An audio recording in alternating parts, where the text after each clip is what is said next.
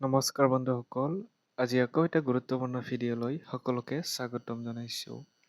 এইটো ভিডিঅ'ৰ মাধ্যমেৰে আমি আলোচনা কৰিম গুৱাহাটী ইউনিভাৰ্চিটিৰ আণ্ডাৰত পৰি থকা FY/UGP 7th ছেমিষ্টাৰত ইকনমিক উইথ মেজৰলৈ যিসকলে পঢ়িব তেওঁলোকৰ যি চিলেবাছ আছে ইকনমিক ছাবজেক্টৰ, এই চিলেবাছ সম্পৰ্কে আমি এইটো ভিডিঅ'ৰ মাধ্যমেৰে আলোচনা কৰিম। অহা পলম নকৰি আমি ভিডিঅ'টো আৰম্ভ কৰোঁ। এইখিনি প্ৰথমতে আপোনালোকে অলপ বুজি লওক যে ইয়াতে দিয়া থাকিব প্ৰগ্ৰাম নেম, অৰ্থাৎ FY/UGP ইন অনাৰ্ছ বুলি লিখা থাকিব। তাৰপিছতে এলিজিবিলিটি ক্ৰাইটেৰিয়া কিছুমান থাকিব, ছেমিষ্টাৰ দিয়া থাকিব, কৰ্চ নেম, কৰ্চ কোড, এইখিনি আদাৰ এইবিলাক দিয়া আছে। প্ৰথমতে আমি চাম FY/UGP ইকনমিক অনাৰ্ছ কৰিলে আপোনালোকৰ ছাবজেক্টবিলাক কি হ'ব তাত আমি আলোচনা কৰিম। প্ৰথমতে আপোনালোকে চাব পাৰিছে আপোনালোকৰ ছেমিষ্টাৰটো দিয়া আছে ইয়াতে। এতিয়া আমি চাম ছাবজেক্ট নেম কি হ'ব বা ক্ৰেডিট পইণ্ট কিমান থাকিব। এইখিনি আপোনালোকে চাওক, ক্ৰেডিট পইণ্ট আগতে যেনেধৰণে আপোনালোকে 4 ক্ৰেডিট পইণ্ট এক্সাম দিছে, ঠিক একেধৰণে এইবাৰো কিন্তু আপোনালোকৰ 4 ক্ৰেডিট পইণ্টে থাকিব। ঠিক আছে, প্ৰথম আমি পেপাৰলৈ একবাৰ চাওঁ। প্ৰথম পেপাৰ আছিলে যে কণ্টেম্পৰেৰী ইকনমিক থিয়ৰী, এইটো আপোনালোকৰ পঢ়িব লাগিব, যিটো আছিলে আপোনালোকৰ ফাৰ্ষ্ট পেপাৰ। তাৰপিছতে আপোনালোকৰ দ্বিতীয় পেপাৰ আছিলে যে ষ্টেটিষ্টিকেল ইনফাৰেঞ্চ এণ্ড ইকনমিটেৰিজ, এইটো আপোনালোকৰ ছেকেণ্ড পেপাৰ থাকিব।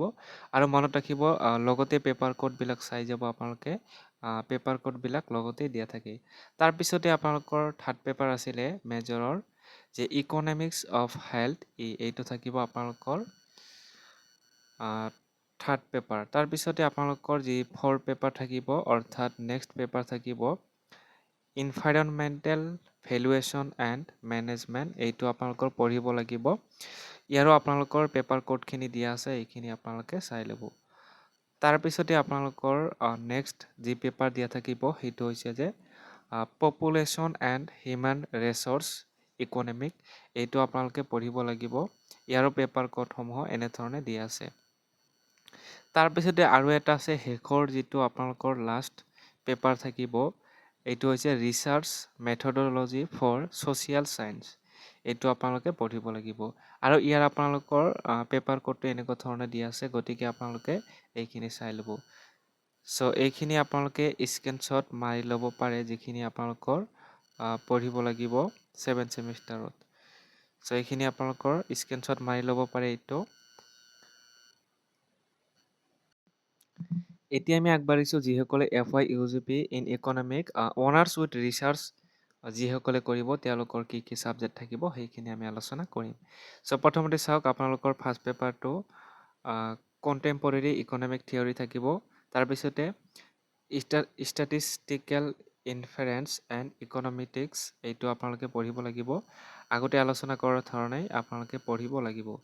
তাৰপিছতে আপোনালোকৰ পঢ়িব লাগিব economics of health, environmental valuation and management পঢ়িব লাগিব, পপুলেশ্যন হিউমেন ৰিচৰ্চ ইকনমিক পঢ়িব লাগিব, research methodology for social science, এইটো পঢ়িব লাগিব। এইখিনি আপোনালোকে পঢ়িব লাগিব ৰিচাৰ্চ কৰাৰ কাৰণে। ঠিক আছে, ইয়াত কোনো ধৰণৰ পাৰ্থক্য দেখা পোৱা নাই, গতিকে আপোনালোকে তথাপি ভালদৰে চাই ল'ব। এইখিনি আপোনালোকে স্ক্ৰীনশ্বট মাৰি ল'ব পাৰে আপোনালোকৰ সুবিধাৰ্থে।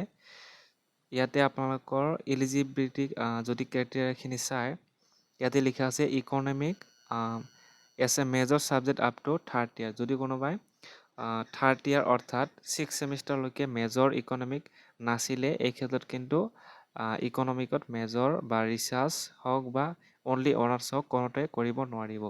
ইয়াতে ক্ৰাইটেৰিয়াখিনি দিয়া আছে, এইখিনি আপোনালোকে চাব লাগিব। তাৰপিছতে আপোনালোকৰ যিটো ক্ৰেডিট পইণ্ট, এইটো ঠিকে আছে, 4 ক্ৰেডিটেই থাকিব আপোনালোকৰ। এইখিনি আছিলে আপোনালোকৰ অনাৰ্ছ উইথ ৰিচাৰ্চ আৰু অনলি অনাৰ্ছৰ কি চিলেবাছ থাকিব সেইখিনি চিলেবাছ। ভিডিঅ'টো ভাল লাগিলে শ্বেয়াৰ কৰিব, লাইক কৰিব, আৰু আমাৰ চেনেলটোত প্ৰথমবাৰৰ কাৰণে আহিলে ছাবস্ক্ৰাইব কৰি ল'ব।